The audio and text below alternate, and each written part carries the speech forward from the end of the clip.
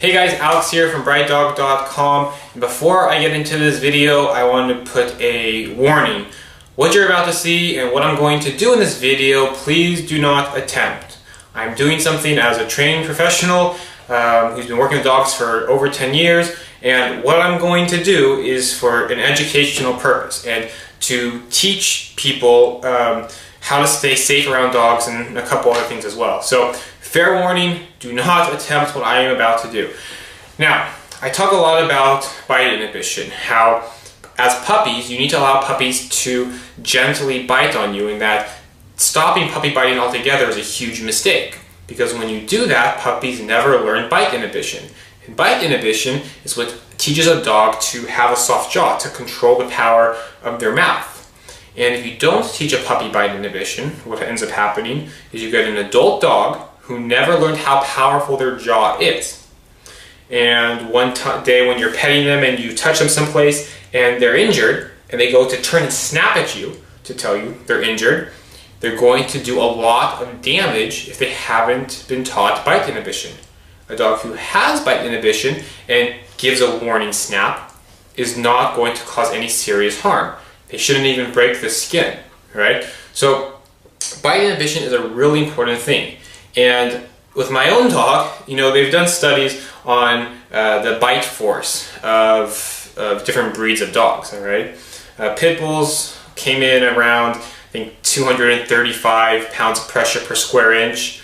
German Shepherds came around very similar, 230, somewhere in that range.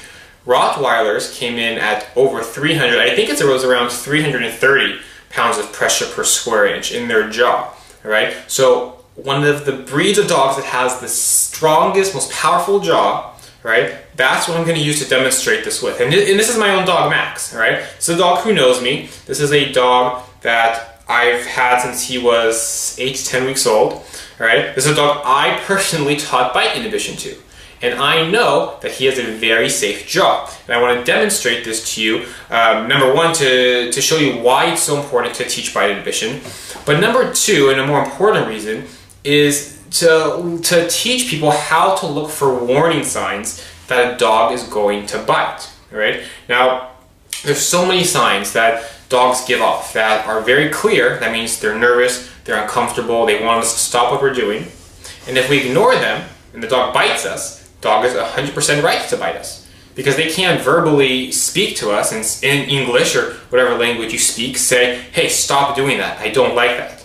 So snapping or biting is their way of communicating that, I really don't like what's going on. And bites are very predictable. Dog bites do not come out of the blue. Dog bites do not happen without warning. They're very, very, very predictable, okay? So you're going to see a progression here. Now, there's so many videos out there of dogs doing things and maybe either going after another dog, going after people. So many videos on YouTube, and as easy as it would be for me to just show those videos and talk over them and explain what's going on, I don't want to use other people's videos to do that. So that's the reason why I'm using my own dog to do this for and give you guys an example, okay? So I'm going to show you now and kind of walk you through the process and warning signs that are eventually going to lead up to my dog snapping at me. And then show you also how one incident, okay, one isolated incident, you can't judge a dog's entire behavior, personality off of that. My dog has pretty good obedience. He sits, he lays down, he stays, he comes when I call him, he leaves it, he drops it, okay? So just because my dog is going to snap at me now doesn't mean that our relationship is ruined. It doesn't mean that he doesn't like me anymore. It doesn't mean any of that. One isolated incident is just simply that. It's an isolated incident. Within a few minutes, he forgets that even happens. Now, if the behavior you're going to see me do to him, if this was something that I did to him, every single day for hours on end, then yes, then I'm creating a problem. But doing something one time is not going to, like this, at least what I'm doing, is not going to ruin your dog's behavior. And this is an important thing to keep in mind, that if you have a dog that snaps at somebody, that snaps at a child, that snaps at another dog, that maybe actually makes contact, okay? That's not a death sentence for your dog. It doesn't mean that your dog is aggressive. It doesn't mean your dog has to be euthanized. It doesn't mean your dog is a danger to society. One isolated incident is not a huge deal, okay? If there's a pattern of incidents, then that means we need to you know, look at the dog's behavior. For my dog has never bitten anybody. My dog's never even put teeth on another person or dog in an aggressive way, okay?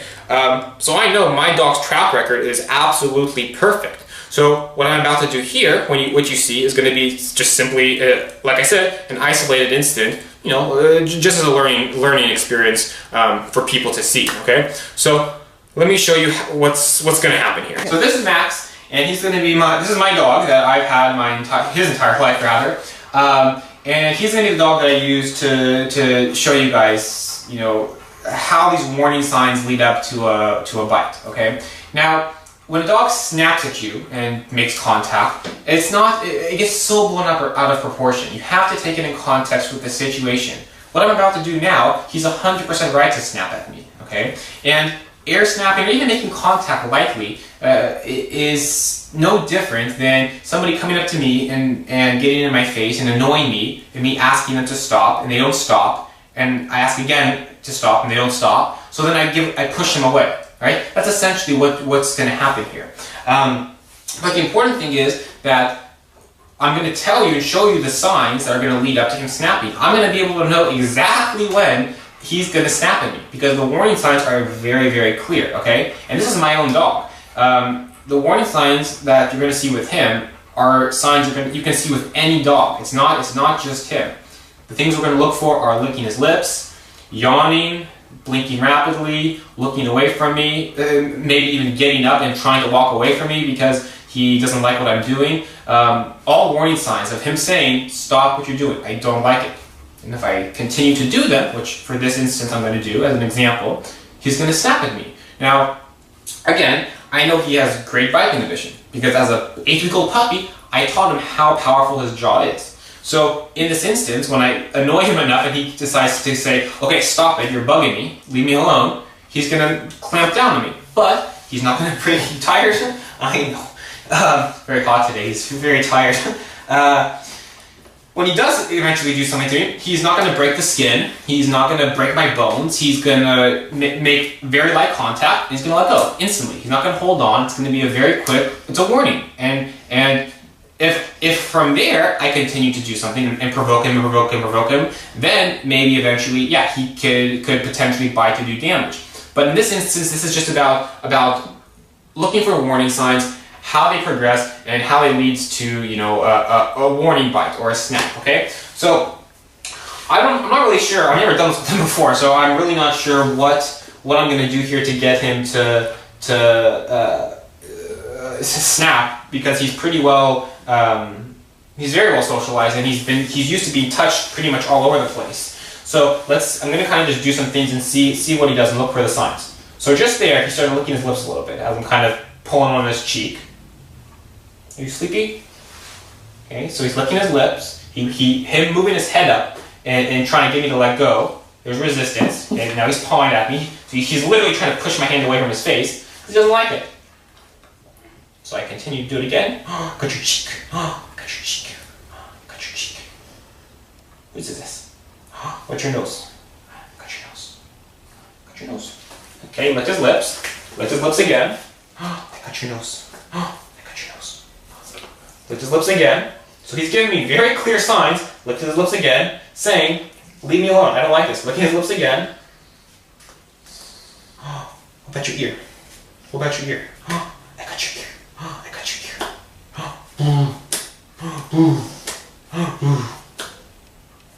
What about your nose? Licked his lips again. Licked his lips again.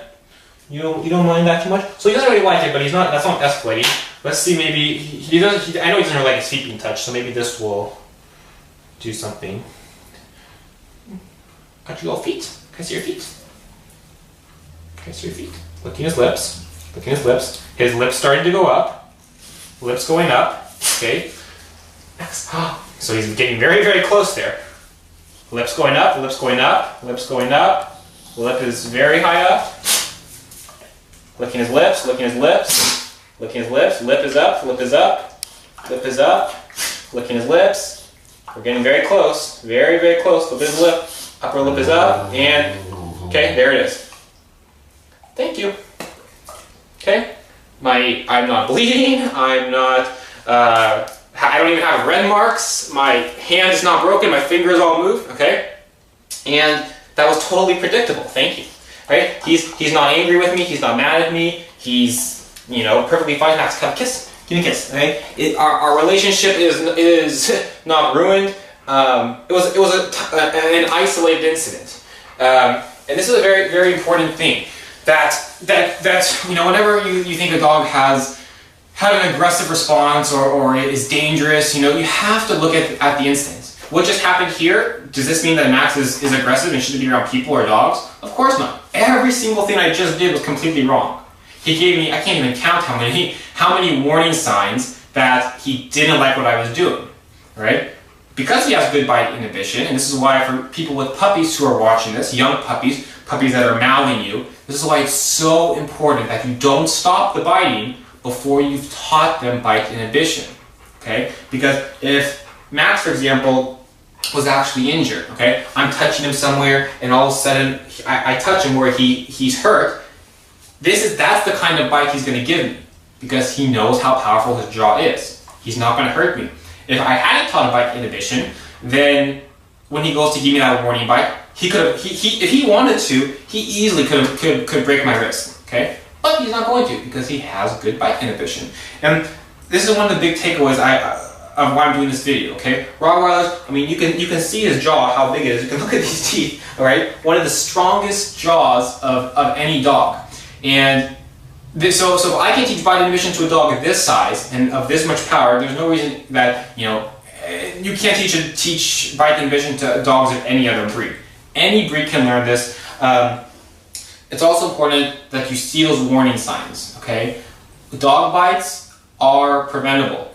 There's warning signs. Dogs do not bite for no reason, just because they felt like it one day, okay? So pay attention to this. Hopefully this video has given you a little bit of insight as to why, you know, teaching bite inhibition is so important. It's giving you a first-hand example of how to look for warning signs for a dog that is going to potentially bite or snap. It just gives you kind of an idea as to, you know, what you should be able to expect from a dog who has good bite inhibition.